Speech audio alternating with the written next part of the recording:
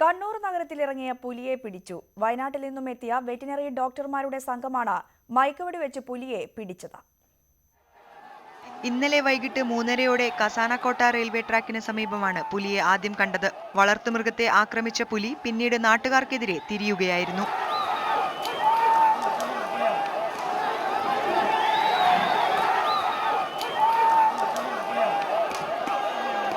ഒഡീഷ സ്വദേശി മനാദ്, താഴെത്തെരുവ് സ്വദേശികളായ ജഗദീഷ്, അൻസീർ, ഫോറസ്റ്റ് ഉദ്യോഗസ്ഥനായ ജർസീദ് എന്നിവർക്ക് പുലിയുടെ ആക്രമണത്തിൽ പരിക്കേറ്റു.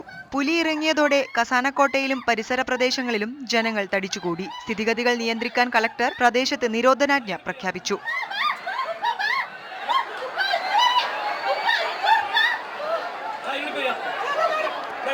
പൊന്തക്കാട്ടിൽ ഒളിച്ച പുലി വീണ്ടും നാട്ടുകാർക്കെതിരെ ആക്രമണത്തിന് മുതിർന്നു. പിന്നീട് വയനാട്ടിൽ നിന്നെത്തിയ വെറ്റിനറി ഡോക്ടർ അരുൺ സക്രിയുടെ നേതൃത്വത്തിലുള്ള സംഘം മണിക്കൂറുകൾ നീണ്ട ശ്രമത്തിനൊടുവിൽ 11 മണിയോടെ പുലിയെ മയക്കുവെടി വെച്ച് വീഴ്ത്തി. പിടിയിലായ പുലിയെ ഫോറസ്റ്റ് ഉദ്യോഗസ്ഥരുടെ നേതൃത്വത്തിൽ വയനാട്ടിലേക്ക് കൊണ്ടുപോയി. ന്യൂസ് 18 കണ്ണൂർ.